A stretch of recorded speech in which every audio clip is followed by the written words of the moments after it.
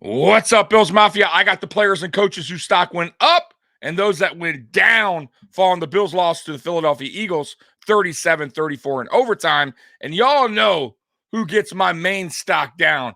But before we get to that, let's get to that intro. This is PZ Music.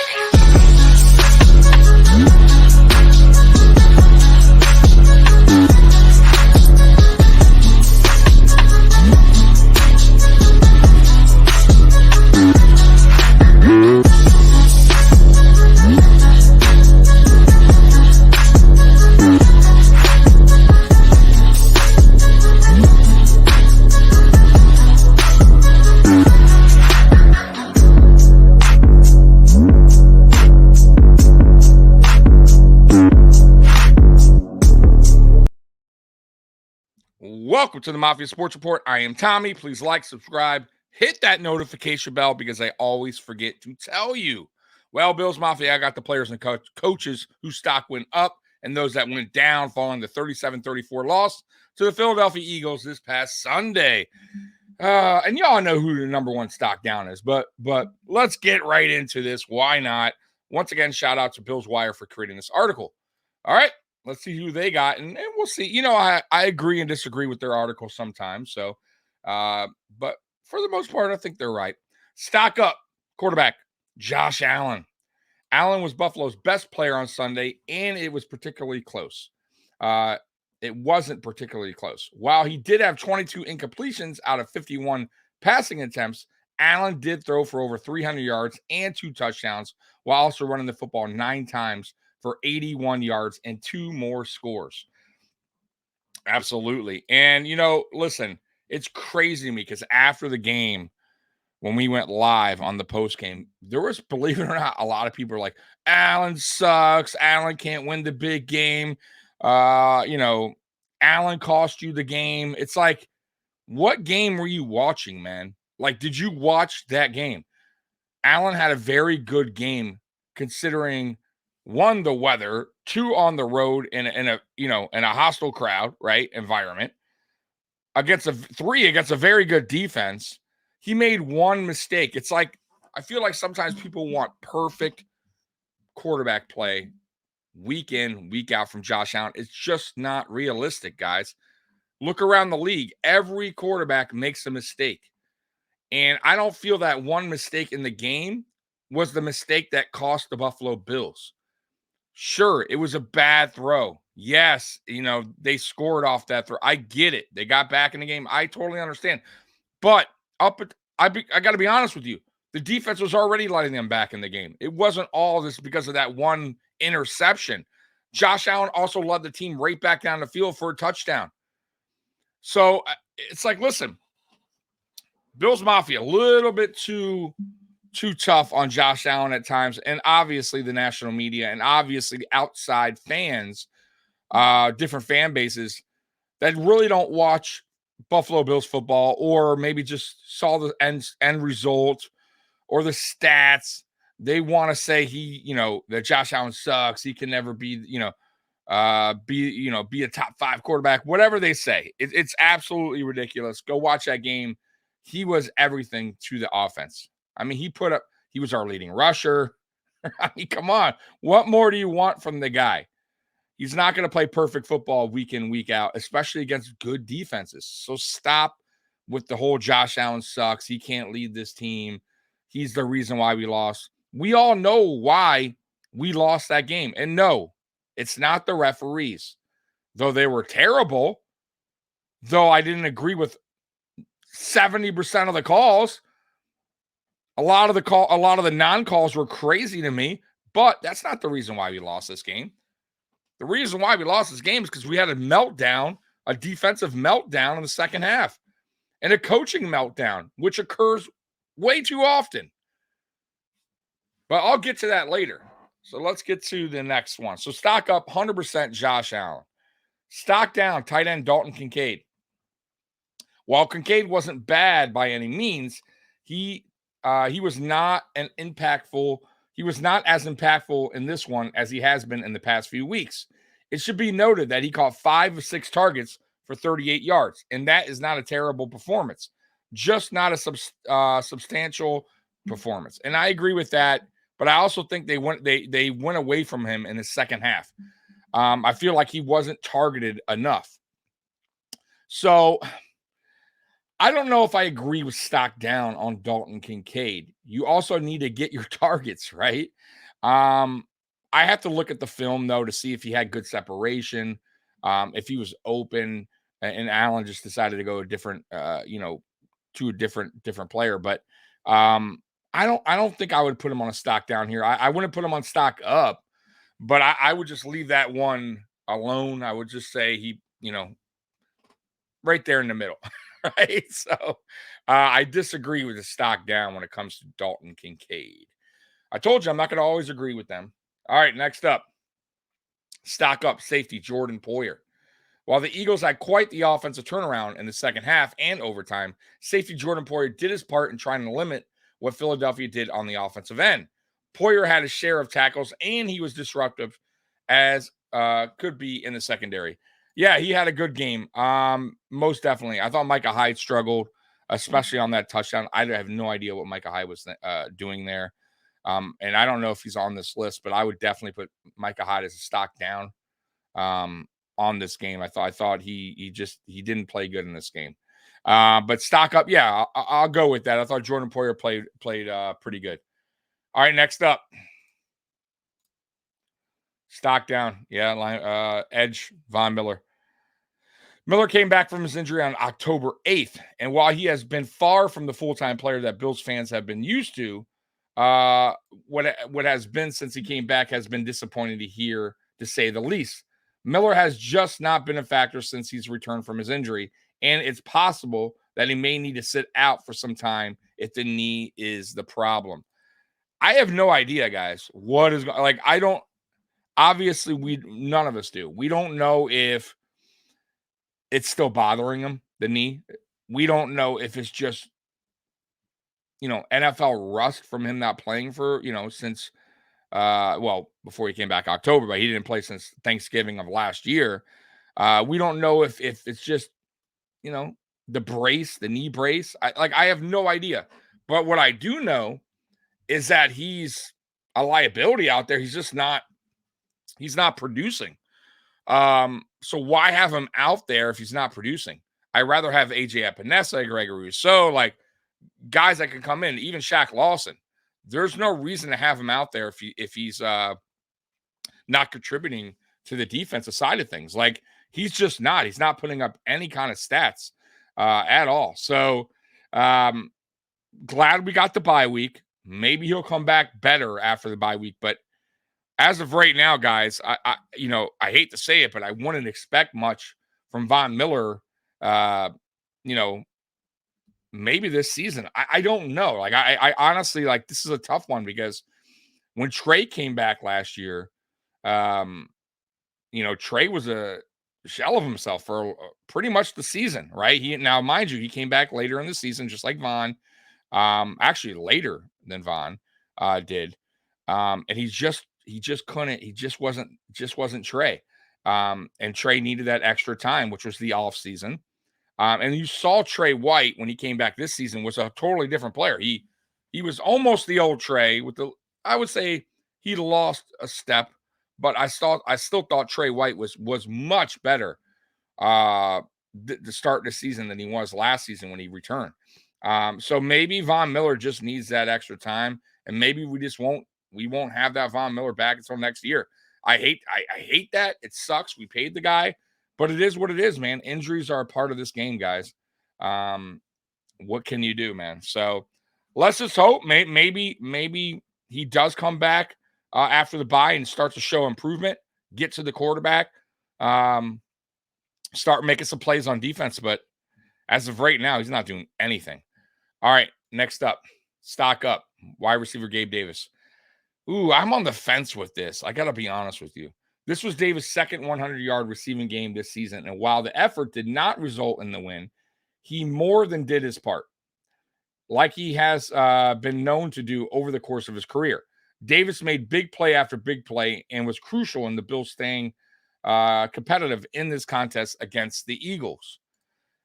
that's why I'm on the fence with this, because if he makes that catch in overtime, we're all sitting here going, man, about damn time Gabe Davis had a good game. You know what I mean? About damn time Gabe Davis showed up to the party. And his numbers would have been like pretty damn good after that catch, but that didn't happen. And it was miscommunication with him and Josh on that route. You've been with Josh for quite a while now, 4 years. Like, there's no excuse for having miscommunication with the player you've been, quarterback you've been playing with, since your rookie year, 4 years into the league. Like, it's unacceptable to me. So, I wouldn't put him stock down though, just because of that one play. But I don't know about stock up either because of that play. You know what I mean? So I'm on the fence with this. I really am. I understand why they put him on stock up, I guess, but I think I would leave this one alone as well, like I did with Dalton Kincaid. I would just say right in the middle there. You know what I mean? Because you make that catch, yeah, he's stock up, no doubt about it. All right, next up. Stock down running back James Cook. While Cook did not have a bad game necessarily, since he did get 100 yards from scrimmage, this stock down is to point out something else in this game against the Eagles. Cook was effective in the passing game, but he was just too ineffective in the run game, and that could be something that he needs to be more dependable in if he wants to take the next step. And I agree with that, and that's the end of that article, by the way. So listen, I also have him on stock down because on our first drive, he dropped a potential touchdown. It was perfectly thrown, and there's no excuse for that. And that was 100% a touchdown. And he cost us points on the board. So, yeah, that right there, stock down, no doubt. I thought his running, I just think he's just too light, guys. He has a tough time running between the tackles. He gets going later in games, and that's usually because defenses have wear down by then, softened up a little bit, and the holes are getting a little bit wider for him to go through. But as far as in the beginning of start games against better defenses, bigger defensive lines, he has a trouble. He has trouble, and that's why I say the Buffalo Bills need to really think about getting a bigger back in the draft next year. We can't keep going through this cycle of smaller backs. And believe it or not, Devin Singletary, yes, he was small, but he was more wider than James Cook. And he actually could, run between the tackles pretty decent. He also was more elusive than James Cook. One thing about James Cook, he's not elusive. He's speed. He's pure speed. And that part of the game I don't like either with him. He doesn't know how to shake defenders off. He's not a physical runner either. There was a play in that game against Philly where it was, I think it was a pass. I think he called a pass and he could have went, and I think he had one more yard to go, one more yard to get for a first down, and he decided to go out of bounds instead of running through the tackle. I like the plays like that. I hate. It's like, dude, just try to pick up the first down, show a little effort. But that's not what he does. He's not a physical type of running back. And I really feel like the Bills haven't had that for a long time. And I really wish the Bills will go out and draft a more physical, bigger back. We'll see if they do. And that's another reason why I think Leonard Fournette should be called up. And I believe he will be after the bye week. At least I'm hoping. It's the right thing to do, man. I mean, why did you sign him if you're not going to, give him a try out there on the field? Listen, if he's bad, if he's rusty, then okay, it is what it is. You tried. We know you tried. Cut him or put him back on the practice squad. Real easy, real simple. It's not the end of the world. And I'm not saying Leonard Fournette is, we get Leonard Fournette on the 53.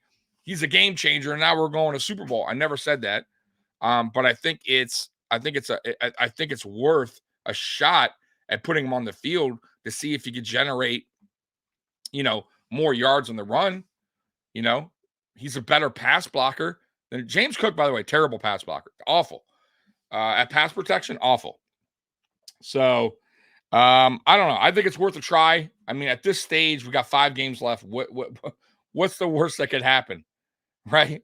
Right now, I mean, the chances of us getting in the playoffs are very slim, guys. So I just say, hey, who cares? Put them into 53. But my major stock down, and we all know who it is, Sean McDermott. I think Sean McDermott is probably the biggest stock down going into this whole season so far through 12 weeks of football. No doubt about it. In my mind, he is our biggest stock down. Disappointing. And I did a video to start the season about, can Sean McDermott juggle both head coaching and defensive coordinator? And I don't know, guys. Like, can he? Because this is the worst record we've had under Sean McDermott after 12 weeks of football. This is terrible. Awful. And not only that, even if you go back to 2021, we were 7-6. I didn't think we looked that bad. Like, you could see the potential. Like, we look bad. Now, our offense has gotten better. And by the way, stock up to Joe Brady, 2 weeks in a row putting up 30+ against two very good defenses. So definitely stock up Joe Brady, and I'll get to Joe Brady in a minute. But what's the excuse for Sean McDermott? Year 7. Listen, nobody told him to take on the role as DC. He chose to do that. And if it's affecting his coaching, well, that's on him. And he won't admit that. To him, he's doing a fucking phenomenal job. And he's not. He folds under pressure. That's his MO. He's conservative as hell when games are tight. He doesn't play to win. He plays not to lose. And I've said it all season long. And that's his MO. That's him. That's who he is. And I'm not going to keep going on because I made a video yesterday about it. And people, I would say 90% of the comments I've gotten, they all agree that McDermott needs to go. And listen, I hope I'm wrong. I hope this bites me in the ass. I hope that somehow, some miracle, the football gods said, you know what? We're going to do Buffalo right here. And we're going to turn it around. Buffalo's going to go on this epic run and win a Super Bowl with Sean McDermott. And I really hope I get all the heat after that. Man, Tommy, you're an idiot. Sean McDermott's the man. Yep. I will take it. I will take it all for a Bills Super Bowl. I do not care. But I come on, man. That's fantasy land, right? Am I right? But we'll see. Hey, maybe the football guys will prove me wrong and do something crazy. But yeah, let's go back to Joe Brady. I admitted when he became OC, I didn't know too much about him. I knew his past, I knew his history, but I didn't study Joe Brady. I knew he got fired from Carolina, but I also understand that he didn't have much help there in Carolina. I know McCaffrey only played, I think, 2 or 3 games his first year as OC, and then they wound up firing him second season midway through. I know they had quarterback issues there, so it wasn't the greatest team built offensively for Joe Brady to work with, right? Now he has keys to a I would say a Lambo, but I don't know about that because we have some players like a receiving core is just not doing it except for Diggs. I would say we got the keys to it. He has the keys to the Porsche. I think that's safe to say because you got Josh Allen still got Diggs. Running backs, shaky. And the rest of the receiving core, except for Dalton Kincaid. He's a star in the making. But either way, I think what he's done over the last 2 games is impressive. But I do want to see more, and we're going to see more. We got 5 games left. We have a bye week now. I'm sure he's going to be still doing his work, tweaking the offense up, putting his, sprinkling his own stuff into it, and have the guys ready to go.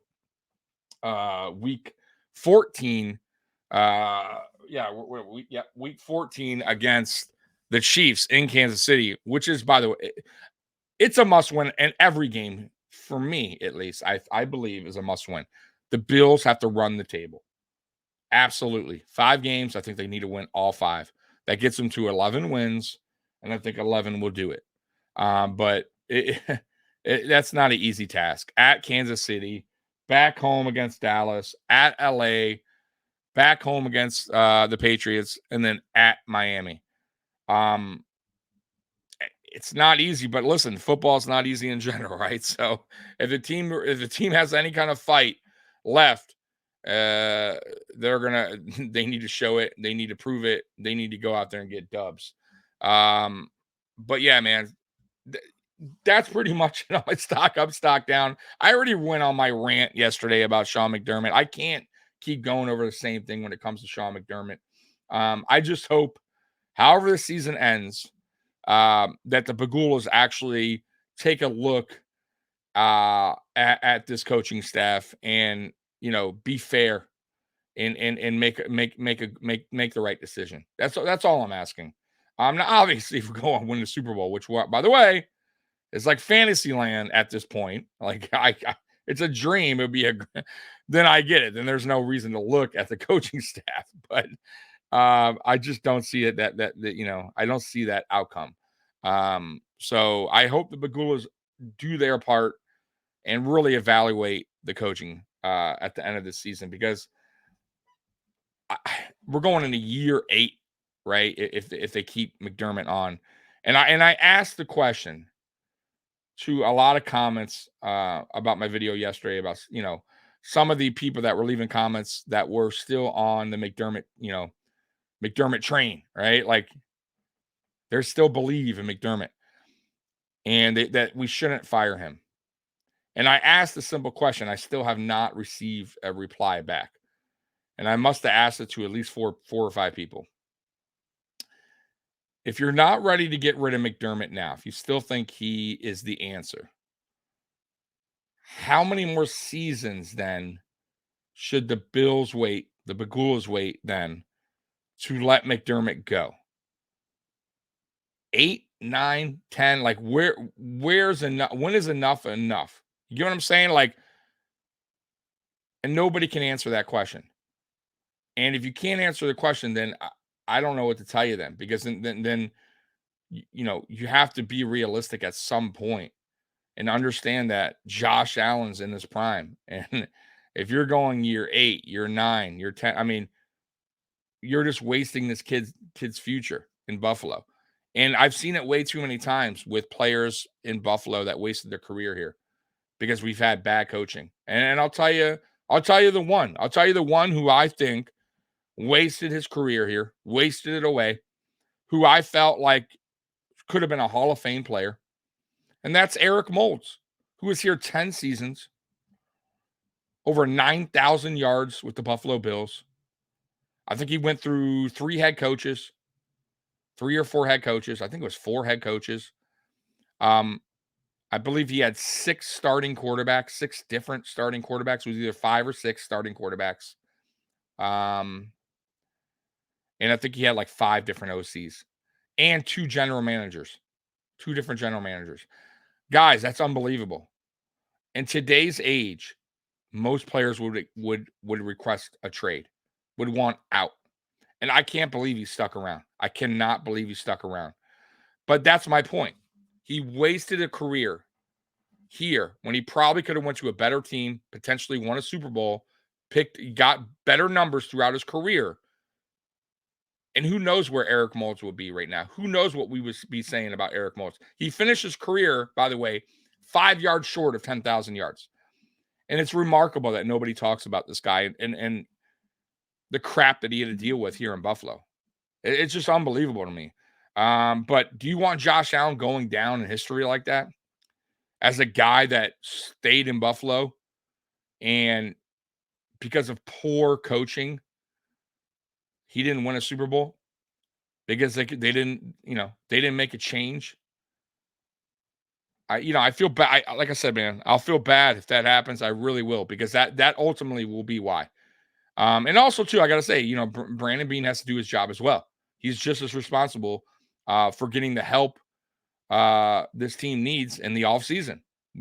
Free agency, right? The draft, getting the right players here.